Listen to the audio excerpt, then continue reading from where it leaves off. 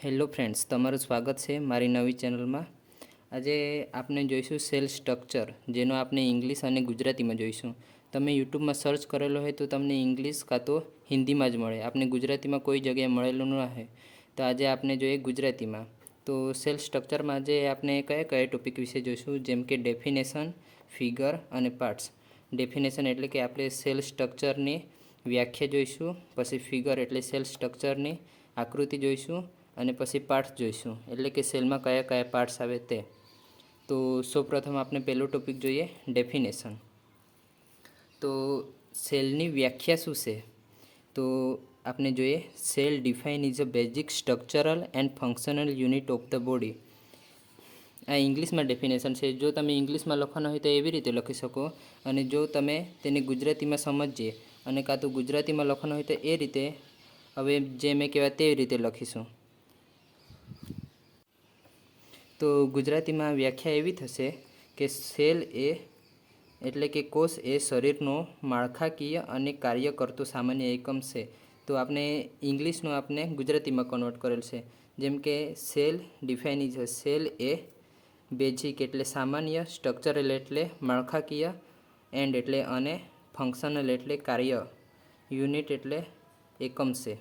એટલે કે એવી રીતે ડેફિનેશન થશે કે સેલ એ શરીરનો માળખાકીય અને કાર્ય કરતો સામાન્ય એક યુનિટ છે.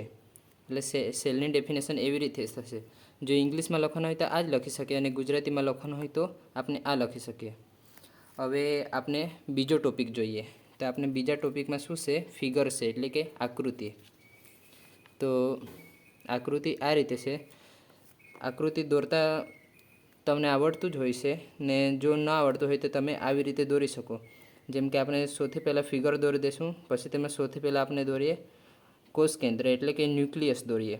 પછી તેના રાઉન્ડમાં આપણે સ્મૂથ એટલે કે સ્મૂથ એન્ડોપ્લાઝમિક રેટિક્યુલમ દોરી દઈએ, ને પછી રફ એન્ડોપ્લાઝમિક રેટિક્યુલમ દોરી દઈએ. પછી આપણે માઇટોકોન્ડ્રિયા દોરી દઈએ, પછી લાઇસોઝોમ, રિબોઝોમ, આવી રીતે બધી રીતે દોરી દેવાનું. પછી તેને આપણે એક એક રીતે તેમનું નામ લખીશું. તો સૌથી પહેલાં આપણે નામ લખીશું કોષ એટલે કે સેલમાં સેલ મેમ્બ્રેન. તો સેલ મેમ્બ્રેનને ગુજરાતીમાં શું કહેવાય? કોષ પટલ. પછી બીજું સાઇટોપ્લાઝમા. સાઇટોપ્લાઝમા એટલે કે કોષમાં અંદર જે કોષ રસ આવેલો હોય છે ને, તેને આપણે સાઇટોપ્લાઝમા ઇંગ્લિશમાં કહી શકીએ.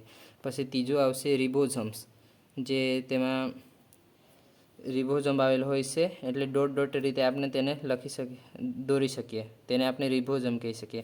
પછી લાઇસોઝોમ, આ લાઇસોસોમ છે. લાઇસોસોમને આપણે ગુજરાતીમાં લાઇસોઝોમ જ કહીએ. પછી માઇટોકોન્ડ્રિયા, તો માઇટોકોન્ડ્રિયાને આપણે ગુજરાતીમાં કણકસૂત્ર કહીએ. પછી છઠ્ઠું ગોલ્કી કોમ્પ્લેક્સ, એટલે કે આપણે ગુજરાતીમાં ગોલ્કી ગાય કાં તો ગોલ્કી કોમ્પ્લેક્સ જ કહી શકીએ. પછી સાતમું આવશે rough endoplasmic reticulum. Rough endoplasmic reticulum એટલે કે જે ખરબચડું એન્ડોપ્લાઝમિક રેટિક્યુલમ એટલે કે જે કોષ રસ જાળ આવેલી હોય ને, તે રફ આવેલી હોય, જેના પર રિબોઝમ આવેલ હોય છે ને, આ રિબોઝમ છે. આ ટપકા ટપકા છે ને ડોટ ડોટ જેવા, આ રિબોઝમ છે. તો જે એન્ડોપ્લાઝમિક રેટિક્યુલમ પર રિબોઝમ આવેલા હોય છે તેને આપણે રફ એન્ડોપ્લાઝમિક રેટિક્યુલમ કહી શકીએ, જેને આપણે ગુજરાતીમાં ખરબચડી કોષ રસજાળ કહી શકીએ. પછી આઠમું જોઈએ, તો આઠમું સ્મૂથ એન્ડોપ્લાઝમિક રેટિક્યુલમ, એટલે કે જેના પર રિબોઝમ્સ ન આવેલા હોય છે, એટલે કે જેના પર રિબોઝમ્સ ગેરહાજર હોય છે, તેને આપણે સ્મૂથ એન્ડોપ્લાઝમિક રેટિક્યુલમ કહી શકીએ, જેને આપણે ગુજરાતીમાં કહીશું લીસી કોષરસ જાળ. પછી છેલ્લો ટોપિક છે ન્યુક્લિયસ, એટલે કે જે કોષ હોય છે, સેલ હોય છે, તેનો જે મેઇન ટોપિક છે, જે સેન્ટરમાં આવેલો હોય છે, એટલે કે કેન્દ્રમાં આવેલો હોય છે, તેને આપણે ન્યુક્લિયસ કહીએ, જેને ગુજરાતીમાં કોષ કેન્દ્ર કહેવાય. ને જે ન્યુક્લિયસ છે તે આખા સેલનું કંટ્રોલ કરે છે. જેમ કે આપણા બોડીમાં મગજ આવેલું હોય છે, તેવી રીતે કોષમાં એટલે કે સેલમાં ન્યુક્લિયસ આવેલું હોય છે, કે કોષ કેન્દ્ર, જેનાથી આખા બોડીનું કંટ્રોલ થાય છે. હવે આપણો બીજો ટોપિક થઈ ગયો, ફિગર થઈ ગઈ. હવે જોઈએ આપણે પાર્ટ્સ. તો ત્રીજો પોઈન્ટ જોઈએ પાર્ટ્સ. તો પાર્ટ્સ કયા કયા આવેલો હોય છે સેલ સ્ટ્રક્ચરમાં, એટલે કે સેલમાં કયા કયા પાર્ટ આવેલો હોય છે? તો આપણો ત્રીજો ટોપિક હતો પાર્ટ્સ.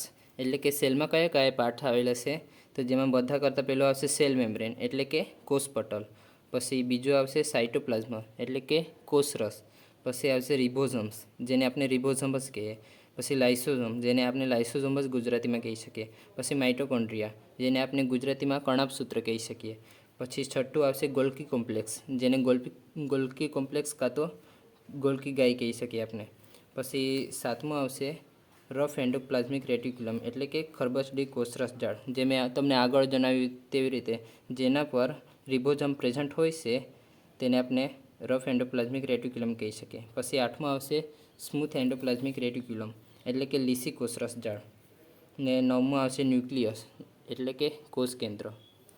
તો આજે આપણે કયા કયા ટોપિક જોયા, જેમ કે ડેફિનેશન, ફિગર અને પાર્ટ્સ.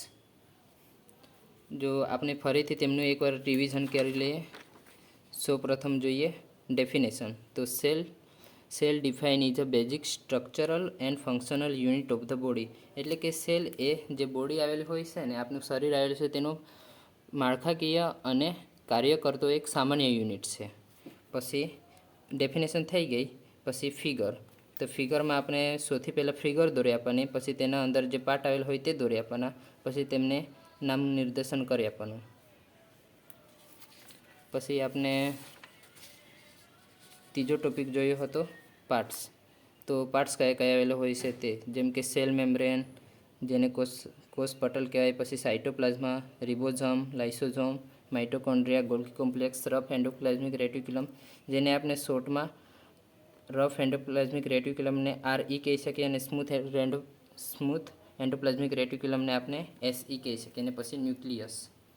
તો અને હું આનો ફોટો પાડીને આપણે વિડીયોના લાસ્ટના જે 3 સેકન્ડ 5 સેકન્ડ આવેલ હોય છે તેને લાસ્ટમાં આનો મેં ફોટો મોકલી દેમ છે, જેનાથી તમે તેનો સ્ક્રીનશોટ લઈને નોટ બનાવી શકો. તો ચાલો ફ્રેન્ડ્સ, થેન્ક યુ.